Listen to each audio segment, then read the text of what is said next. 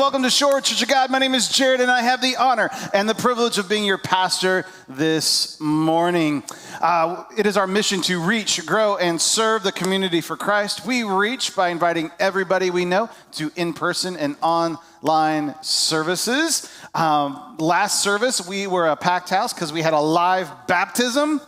So that was absolutely amazing. We're going to show the video of that this service, so don't feel like you missed, well, you kind of missed out, but you didn't miss out all the way, all right? So you're still going to get to participate in that. You missed out a little bit, but it's what it is. So that was fantastic and wonderful to be a part of. And we grow by jumping into our Next Steps guide that's found on our website and the life groups as those opportunities arise. And we serve by serving our community in whatever way possible in our community. All right, let's pray this morning. God, thank you so much for today. Thank you for who you are, what you're doing in our life. Lord, we ask for you to meet us wherever we are, in the situations that we find ourselves in, whether that's health issues or family issues or financial issues. Lord, if we're just having the greatest day of our lives, Lord, we just want you to meet us here in that moment as well. Lord, we love you. We thank you for what you're up to, what you're doing in our lives.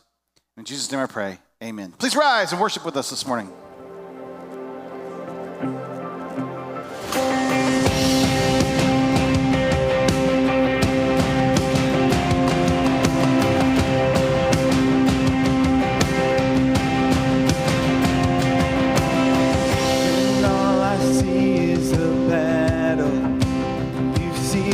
Victory.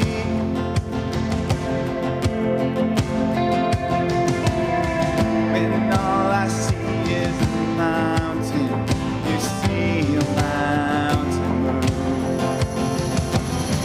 And as I walk through the shadow, your love surrounds me.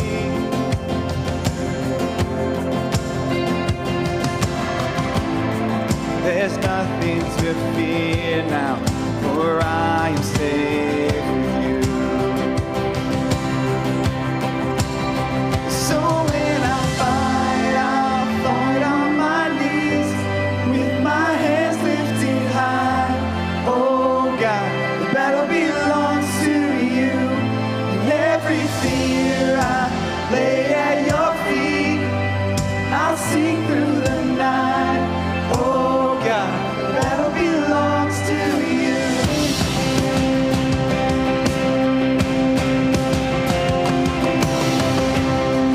And if you are for me, who can be against me?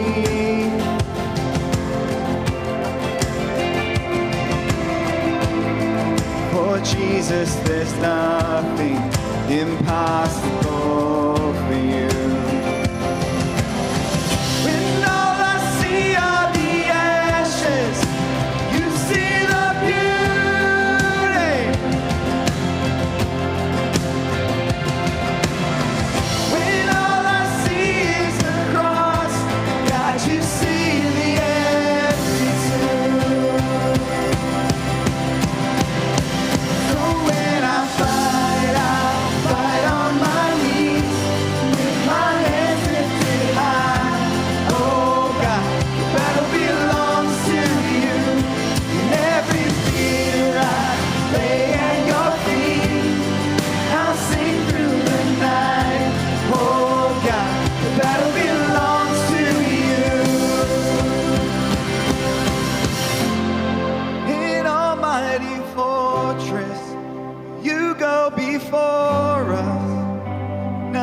Can stand against the power of our God. You shine in the shadows, you win every battle. Nothing can stand against the power of our God. In almighty fortress, you go before us. Nothing can stand against the power of our God. You shine in the shadows, you win every battle. Nothing can stand against the power of our God. In almighty fortress, you go before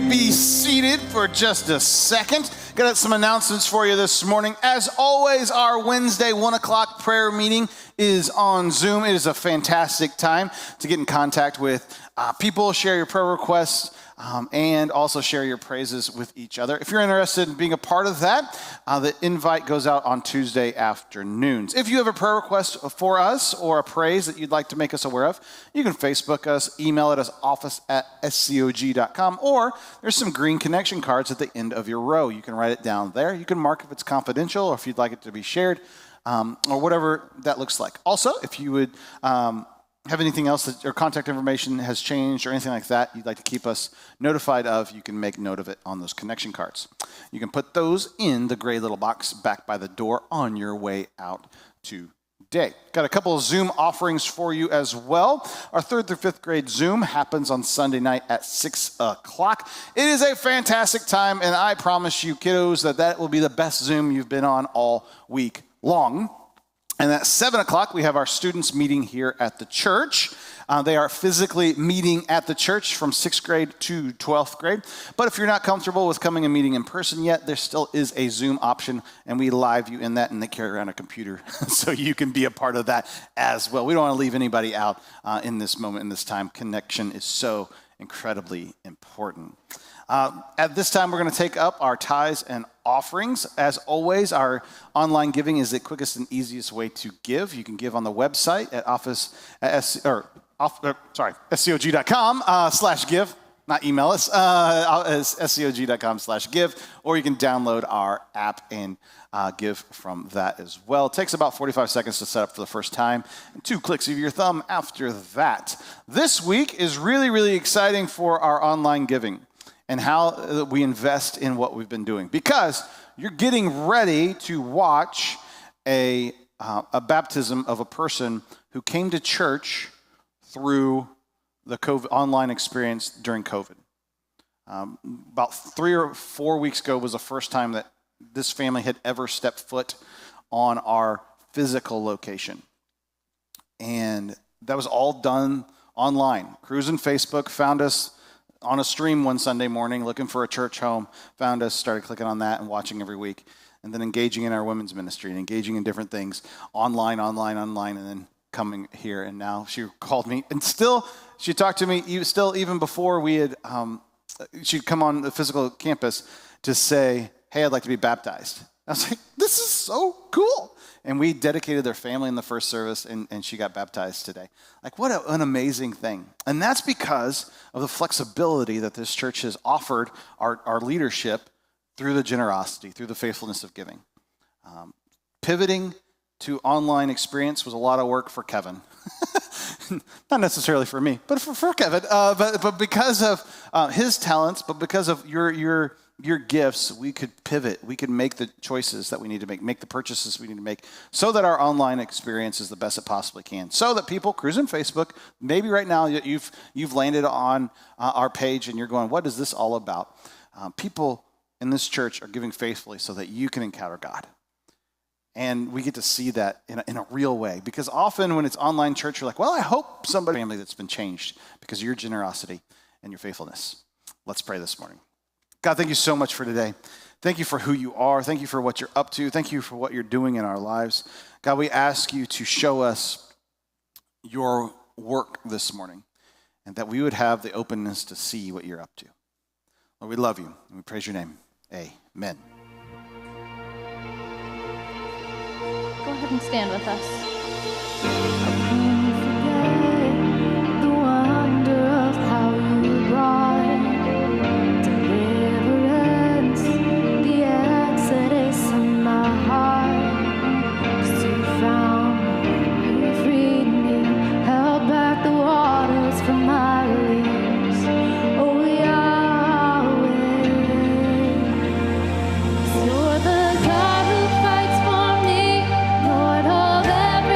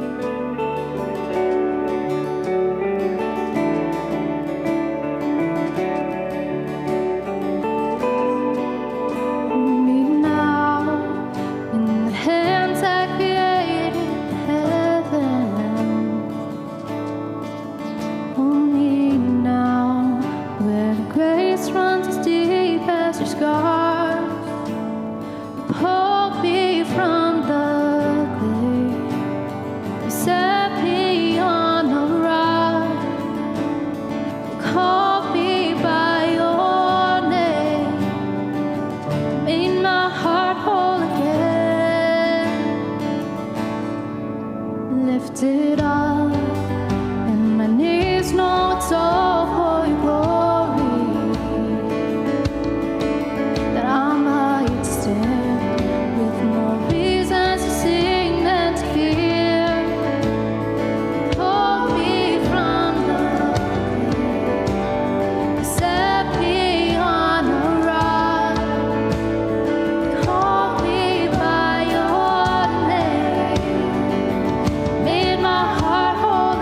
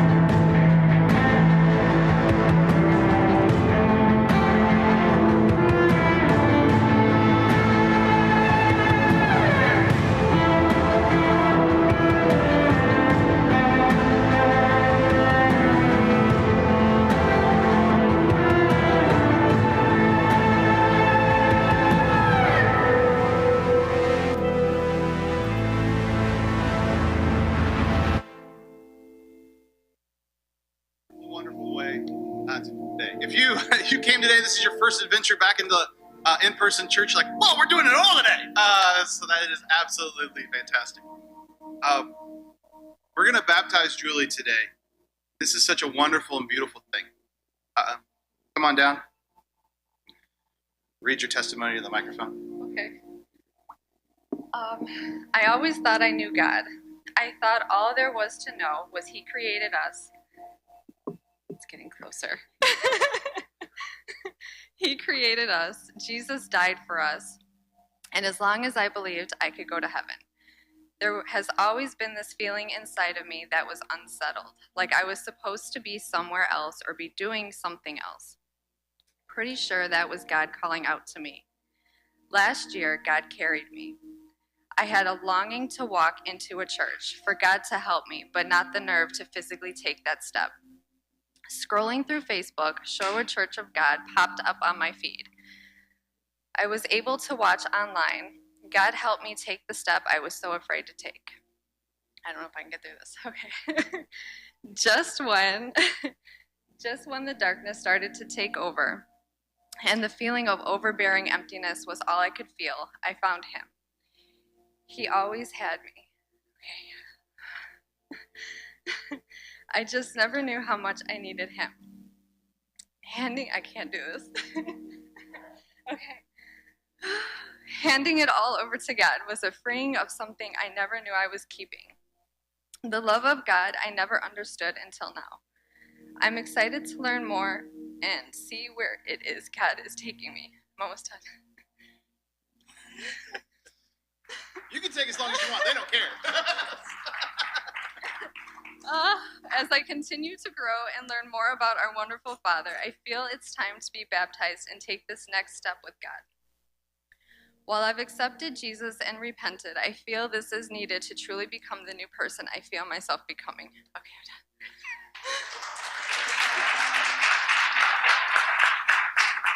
I'm done. Awesome. What do you want me to do?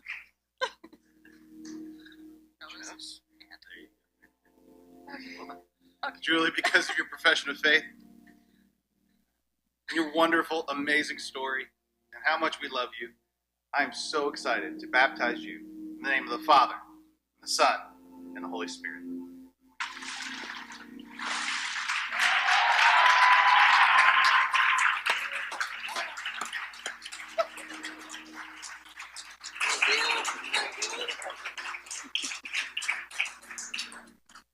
Fun. Right? In this service, I don't have to do like my Superman impersonation and change clothes real fast. So it's such a wonderful experience, but I wanted you all to experience that as well on so many different levels. Because today we're going to kind of talk about a baptism of the whole Israel people, but also understanding baptism for ourselves and understanding so many different things in this moment. That family never came to church here physically before like 4 or 5 weeks ago. She's been attending here almost for a year through online services. It's really easy for us to treat online services as second service, like it's like half church. It's real church, real lives, real life change, real people getting baptized. So, if you're online today, we see you, we love you, we know you, we care about you. If you're here in person, we see you, we know you, we love you, we care about you. It's real faith decisions being made wherever we're at. Okay? So today we're going to talk about Into the Wilderness. It's not the intro, this is the 7th one. If we're still in the intro, that's classic Jared's speed of going through the scripture right there. But no, we're almost done with Into the Wilderness. We're going to be in 2 different spots in the scripture. Exodus chapter 14, talking about the parting of the Red Sea, and Exodus 32. That's a big jump, you say. I know, it's quite quick.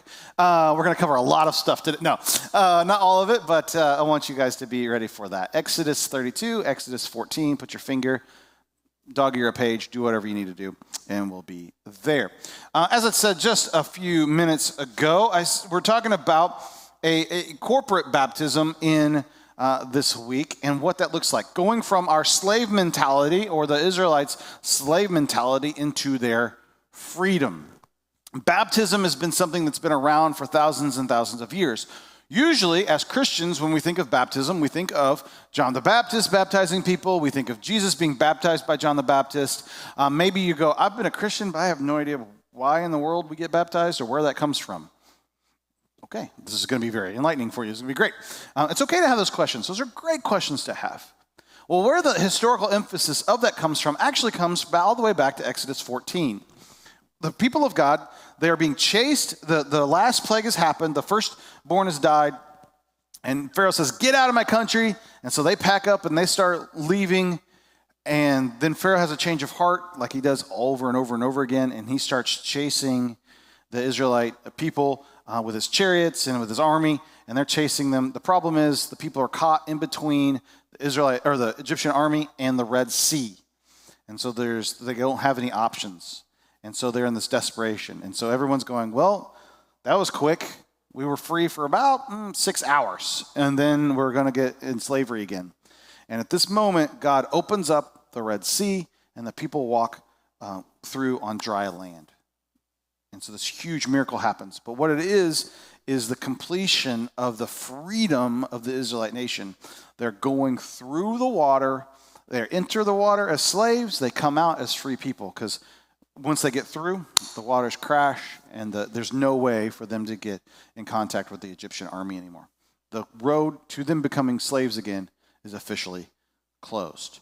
When we go into the water, our old self goes into the water, we are baptized, our new self comes out. It's the same metaphor of our lives. We go in as slaves to our sin and to our stuff, and we emerge a new creation in Christ Jesus.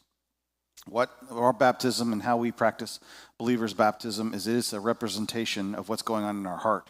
It's an outward call. Hey, this is who I'm becoming. I am going from being this old person to coming out into being a new person.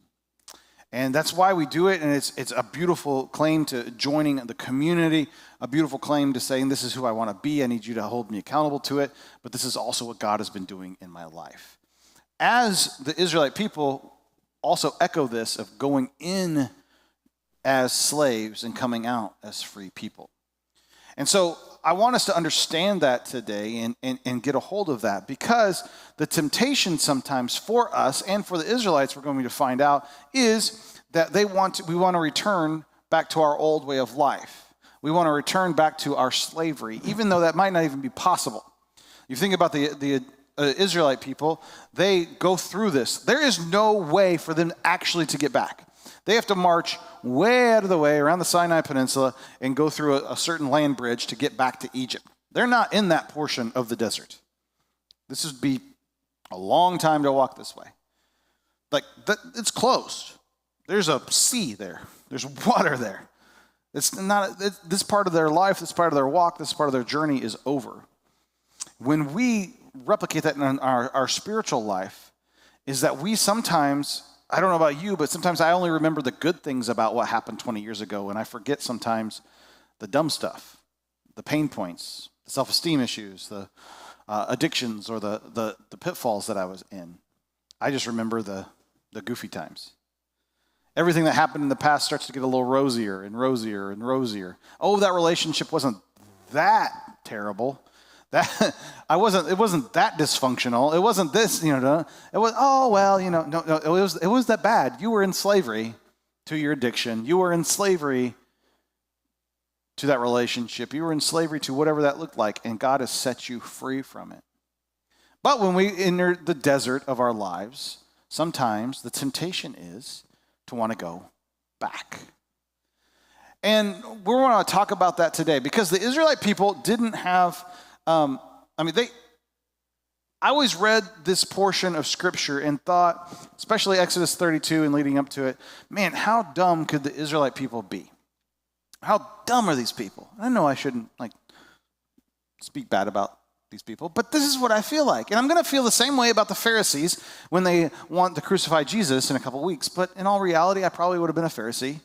I play a pretty good Pharisee in my normal day life sometimes, like, oh man, I got to do this and this and this and this, and then God will love me, and that's not how it works.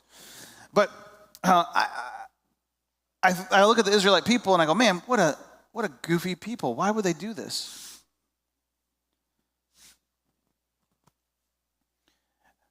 Because they've got these things going for them. They have this pillar of fire at night. We first sang about it in the song called Exodus. It's a fantastic song for this message today, actually. We sang about it with this pillar of fire at night. You go outside, you need a nightlight. You get a nightlight of God. Yahweh's right there. And you're like, oh, yeah, God's still here. You wake up in the morning, there's this cloud in the sky. You're in the middle of the desert. Clouds aren't a thing. Okay? Sometimes, we're in the Midwest. The whole month from, December to March, there's clouds and gray in the sky. I don't want to be reminded of God right now. Could I have some sunshine, Lord? Like, what's going on? They're like, oh, there's one cloud. Now, I don't know how big the cloud is. That'd be kind of cool if they were like in the shade all the time, if God was doing that. I don't know how it was. I need a picture, Lord. Could you download me one? But there's a cloud during the day and a pillar of fire at night. And also, if that's not enough to be reminded that God has brought them out of slavery, there's manna every single morning. Because the Israelite people, I got this question a couple weeks ago online, actually. It's like, what were they eating? It's a great question. Like, these are slaves, right? They don't have Yetis that they've packed with a cooler to take with them through the 40 years in the desert. Like, they don't have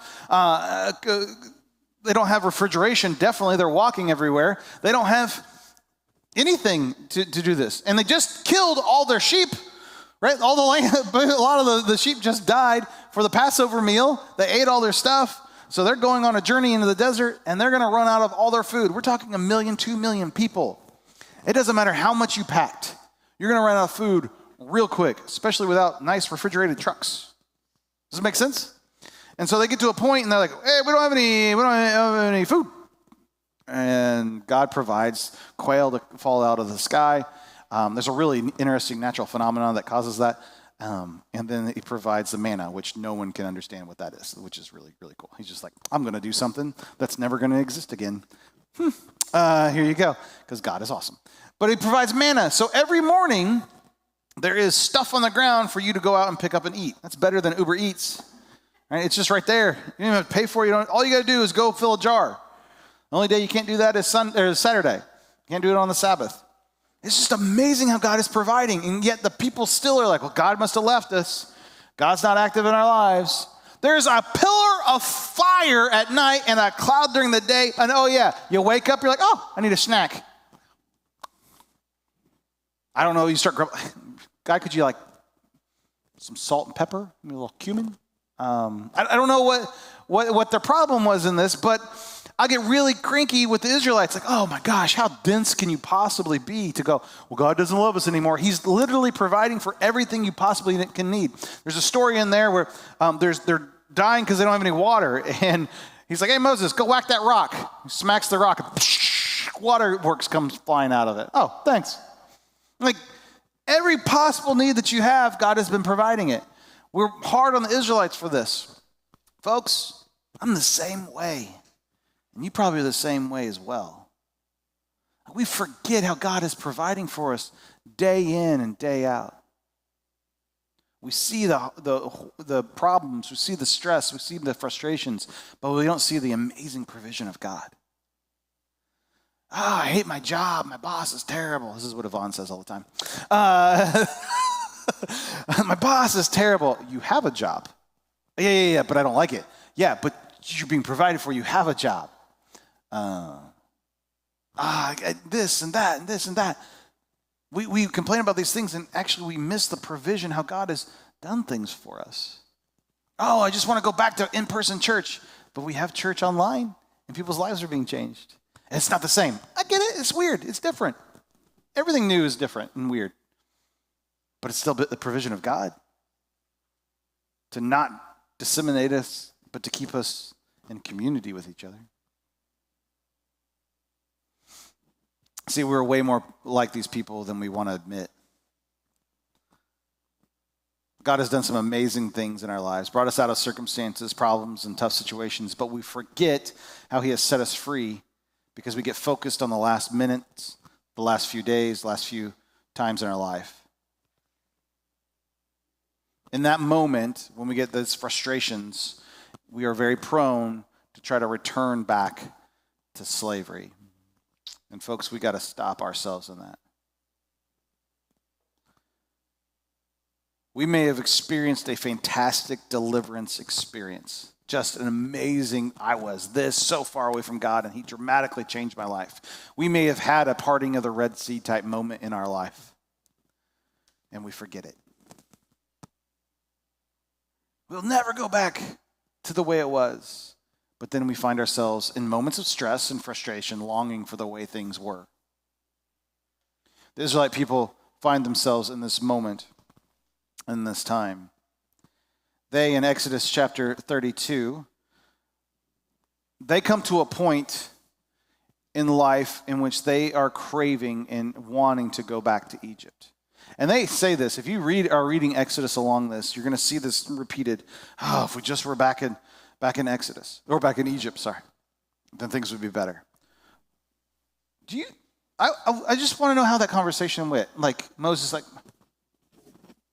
do you not remember the whole, like, getting beat thing? Do you not remember the whole making bricks without straw thing? Do you not remember when they took your children and fed them to crocodiles in the Nile? Do you not remember that part? Yeah, but we knew where our meals were coming from, and we had steady jobs, and we didn't have to walk in the desert. And that's really, like, I'm getting a callus, and I don't. Do you not remember you were in slavery and you are free now?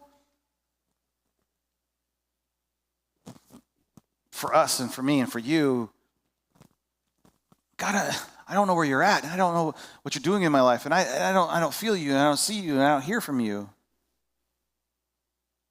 So do you not remember where you've come from? Do you not remember your pain? Do you not remember your addiction? Do you not remember your frustration? Do you not remember all those things? So COVID has really brought these things to light, right? I think we can easily call COVID a desert year of everything in our lives being turned upside down. And we're in the desert and we don't know what it is. And sometimes when we deal with these desert type moments in our life, maybe you lost your job, maybe it's in flux, maybe you got stuff with your kids going on, there's tensions arising in different ways. You have these tension moments in your life, and they bring out this want to return to normalcy. And often in our lives, that actually means a return back to slavery, to a sin. Return back to slavery of an addiction that maybe we once had, a self-esteem issue that we once had, a habit we had. Maybe you want to return to your addiction of The Bachelor, I don't know, and just veg out and watch TV all day long.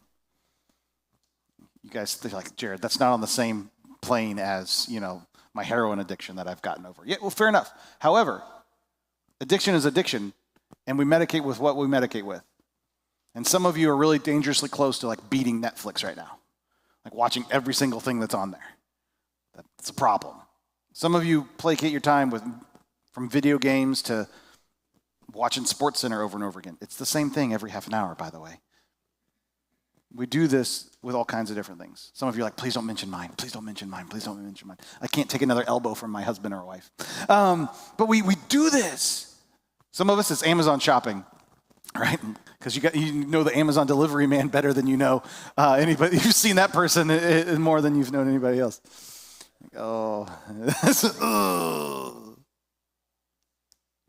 I have some friends right now, if they're watching online, their wives are getting definite looks on that one.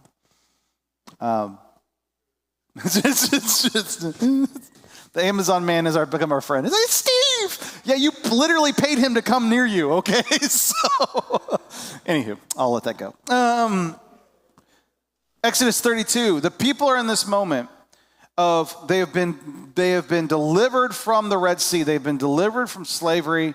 And now they're going through this desert moment, and they're wanting to return back to their slavery.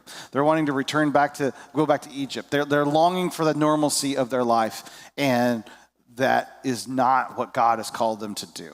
Okay, so we find ourselves in Exodus chapter 32. And this is between Moses and God. When people saw that Moses was so long in coming down from the mountain, by the way, it was 40 days. It was 40 days. 40 days is a long time. I get that. I can't exercise continuously for 40 days. I've tried. I get to like 32 and then I fail. And then I got to start all over again because I just mess up. I'm like, oh, something hurts. I can't do this anymore, right? I can't eat healthy for more than 40 days. So I understand with this. There's like a Girl Scout cookies just came from heaven. That's like the manna that causes problems for me. So anyway, when the people came, saw that Moses was long in coming down from the mountain, 40 days, they gathered around Aaron. So they start picking on Moses' little brother. Come, make us gods, and who will go before us? As for the fellow Moses who brought us up out of Egypt, we don't know what has happened to him. Once again, he's with God, talking about you and how to lead you, because you all are crazy. Aaron answered them, take off your golden earrings that your wives, your sons, your daughters are wearing, and bring them to me. So all the people took off their earrings and brought them to Aaron. He took what they handed him and made it into an idol cast in the shape of a calf, fashioning it with a tool. Then they said, these are your gods, Israel, who brought you out of Egypt. When Aaron saw this, he built an altar in front of the calf and announced, tomorrow there will be a festival to the Lord. So the next day, the people rose early and sacrificed burnt offerings and presented fellowship offerings. Afterward, they sat down to eat, drink, and got up to indulge in revelry.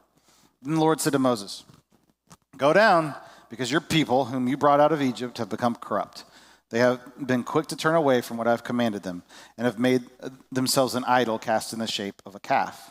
They bowed down to it and sacrificed to it and said, these are your gods, Israel, who you brought up out of Egypt. Now, we talked about last week the 10 Commandments. Don't have any other gods before me and don't make any idols. Check and check. Stupid heads, right? We did this because what's going on at this moment, where Moses is he is actually talking to God about what the people's responsibility in keeping the covenant is. Remember this covenant, the 7 I will statements. I will bring you out. I will set you free of bondage. I will redeem you. I have a place for you. All these things that we've been talking about for weeks and weeks and weeks now. These amazing promises that God's saying, I'm going to do all this stuff for you. All you got to do. Worship me. Don't make any idols. Don't kill people. Don't steal. Don't lie. Don't try to sleep with some other people's wives. The bar is actually not that high. That's all you got to do. Stop it. They can't go 40 days without screwing the whole thing up. So I look down on the Israelite people for this. But then if I hold a mirror up to myself, I'm like, 40 days without returning back to my old habits. That's tough. Got a question for you. These guys are slaves. Where'd they get golden earrings? Where'd they get trinkets? Where'd they get their bling? That's what the kids say these days. I'm just teasing. Remember an episode earlier on, right before they leave? God says, hey, Moses, tell the people to go to the Egyptian neighbors' houses and say, hey, give us some gold. Give us your fun stuff. And the people oblige and they give them. These golden earrings and things that they're melting down are literally the provisions that God had softened the Egyptians' heart for them to be supplied with.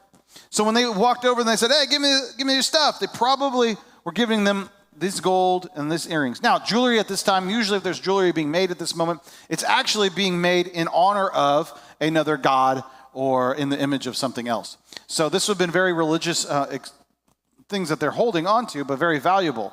It's not like gold is just lying around anywhere in this moment. Fun fact, you're getting this for free because you came to second service. The oldest inscription of the name of God, El, oldest inscription, this is even before Exodus, people are probably slaves. There are slave tunnels into gold mines and copper mines right next to the Mount Sinai, slave tunnels in there, and they've crawled in there and found them that people had chipped in El, save me, El, be with me, and that's the same name Elohim. That's the name we have for God, which is kind of interesting. So these part of the function of the slavery of the Hebrew people might have been to go mine the precious stones, because that would have been horrible. No dynamite. You're hammering rock with bronze. Guess which loses, rock or bronze? Bronze goes, right? We're talking about these are the very people they might have mined it out of the stone, going and give it to their Egyptian masters, and now they go and ask for it back. And this is the life cycle of this precious stone. So that was all for free. They didn't get that first service, so congratulations. That is absolutely just mind-boggling to me. So they melt this stuff down, and then what pops out? This is what Aaron says later when Moses comes down. He's like, what are you doing? Oh, no, man, I threw some gold in the fire. And whoop! That's in the Bible. He's like, and this calf just jumped out. Now, why is he saying that? Because the people have a religious affiliation with a calf. We talked about it a couple weeks ago in the plague story, the bull, the Ipis bull. It's a representation of a different Egyptian god. The people are returning to their old ways. They want to return back to the Egyptian because there's a tangible thing. I can see this bull, and that's what this god would be, and I want to be a part of it. Not to mention that they have a fire at night and a cloud and manna on the ground, but I need something closer to me. Stupid Israelites. Can't believe they're doing this. Folks, we do this all the time. God has provided for you this way, this way, this way, and this way. If we think about it for a little, get out of our own heads for just a second, journal through it, we can see all the amazing provision of God. We're like, God's not showing up in my life. Really? Are you breathing? Because that's pretty awesome. Oh. You have the blessing of being born in America. That's pretty amazing. There's two right there. You have air conditioning. What? Or heat, depending on the part of the day in Illinois. But you've got all these things. We started with just silly things, but how God has provided for you, how you have relationships, people in your life, how you get to come to church and not fear of anybody busting down the door and saying, and putting you to jail or anything like that. It's amazing. We get out of our own heads and we see how God has provided. These people have forgotten how God had provided for them. And what they do is they turn into be the most repugnant type thing they possibly could do. Now, if you read on in the story, it gets pretty crazy. But Moses grinds the calf into dust and puts it in their drinking water and says, all right, you want that? Drink it. And he makes them drink the powder of this. It's a little intense in this moment. But that's what goes on here. Moses, why he's away for 40 days, 40 nights, is he's actually learning. God is teaching him how to keep the covenant between the people and Moses, and people and God. God knows that the people need something tangible to do. That this can't just be a one-way relationship, that God can't just do this. He created people, he knows their attitudes. And so what he is doing in this moment is setting up what they're supposed to be using this gold for, what they're supposed to be using all the trinkets for. He's setting up things to make. Because if you read the chapters before, chapters 32, he's talking about how you're supposed to build the Ark of the Covenant. And it's going to be plated in gold. Where are you going to get the gold? This stuff. Where are you supposed to build the bronze sacrificial brazier for the tabernacle? Where are you going to get the bronze for that? These are slaves. They got it from this moment. Where are you going to get the stuff for the candlesticks and all the other stuff that goes into this house of the Lord, the tabernacle? So the people decide to rebel right in the precise moment that God is providing for their very need, their psychological need to participate in that. This is another way. And I think we're so much like the Israelite people, because in my life, one of the biggest problems that happen in the Bible, and also probably in my life, is when I get tired of waiting on the Lord. He is in the midst of providing for me. He in the midst of having provision for me, in the midst of creating the blessing for me, and I try to rush it and push through it and do it myself. Because at the root of it, we're all 3-year-olds. Right? Their impatience with God leads them to terrible sin. Their impatience with God leads them to terrible sin, horrible sin. Our impatience with God and ourselves leads us into sin. Our impatience with God and ourselves leads us into sin. Their forgetfulness of what God has done leads them into sin. Right? They forgot what God has done. They have the common thing. Right? Bowen was doing something, and I was like, "What are you doing, dude?" I don't know. I've got the memory of a goldfish. That was his response to me. Come to find out, goldfish like have memories for like 3 months. So I was like, nah, dude, you're worse. Like, we got to figure out a different animal to compare you to. But I thought that was hilarious when he rattled that off to me. I don't know, Dad. I got a memory of a goldfish. But their forgetfulness of what God has done leads them into terrible sin. Our forgetfulness of what God has done leads us into terrible sin. And this is why community is so important. This is why prayerful journaling is so important. I have a separate journal that's just the prayer requests for Wednesdays. For the prayer meetings of the last 3 years, actually. It's just those prayer requests. I don't do anything else in that journal. And we were talking about prayer requests and what's going on. And I was like, there's someone I'm supposed to be praying for. And I cannot remember their name. And so I'm going back through that. And to see, like, oh, this is the person. Like, what happened with this person? And everybody's like, oh, you didn't hear? This blessing happened, and this blessing happened, and this blessing happened. And I thought it was so appropriate. It was like, because I'm still concerned. I'm brokenhearted over that. Like, oh, no. And I carry that weight even in my heart sometimes for people like, oh, I haven't heard anything. Well, that's because they got better or they got the job or whatever, and they told their friend. No one ever calls Pastor Jared to tell them good news, by the way. Wham, wham, wham, me, right? But like, you have this amazing thing happen, and the blessing has happened, and I'm still carrying a burden I don't even need to carry anymore.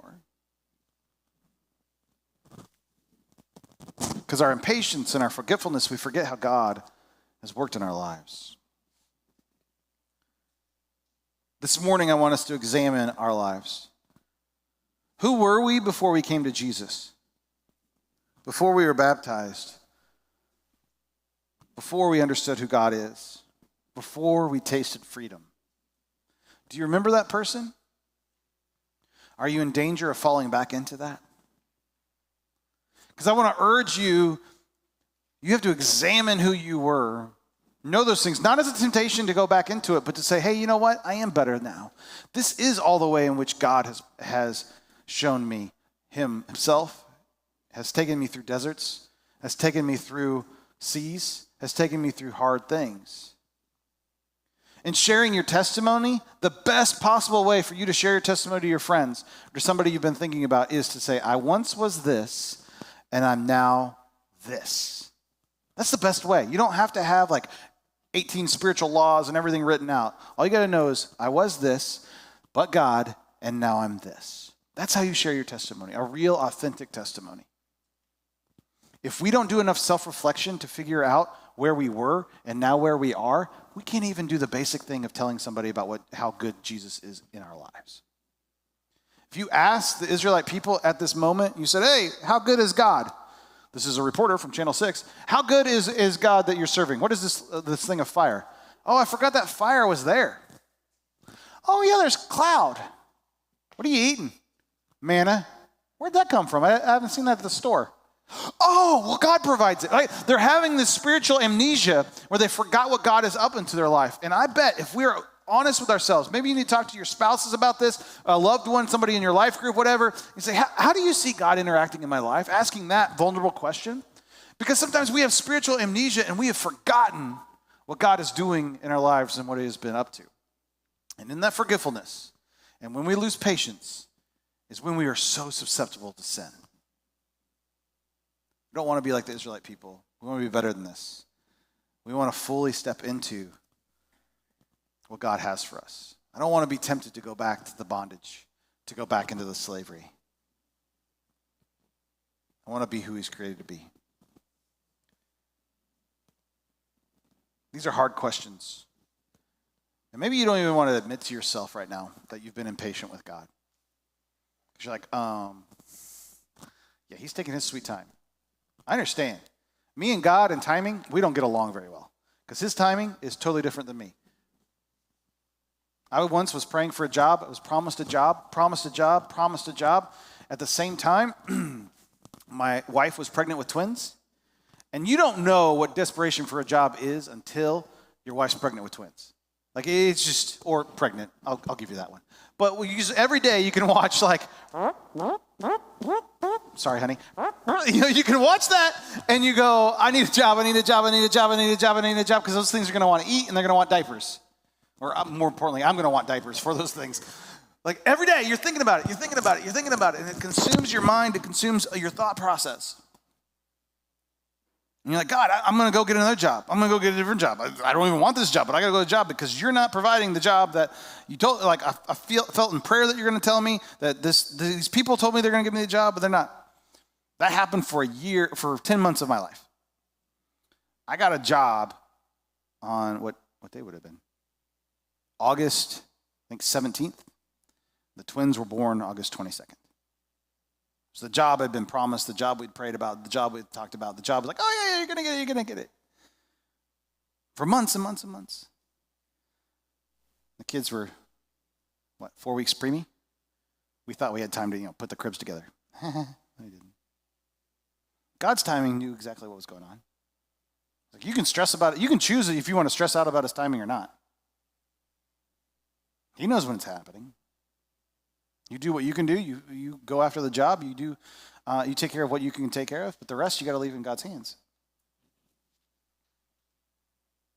Our impatience with God will lead us to sin. Our frustration with God will lead us to sin. We have to keep in perspective how he has always been there, how he has brought us out of slavery, how he's brought us out of bondage. These are hard questions. I want you to struggle with them. Struggle with them with your close friends or with your spouse. Am I being impatient? Yeah. Am I falling back into my old habits? Can you be vulnerable enough to ask those questions?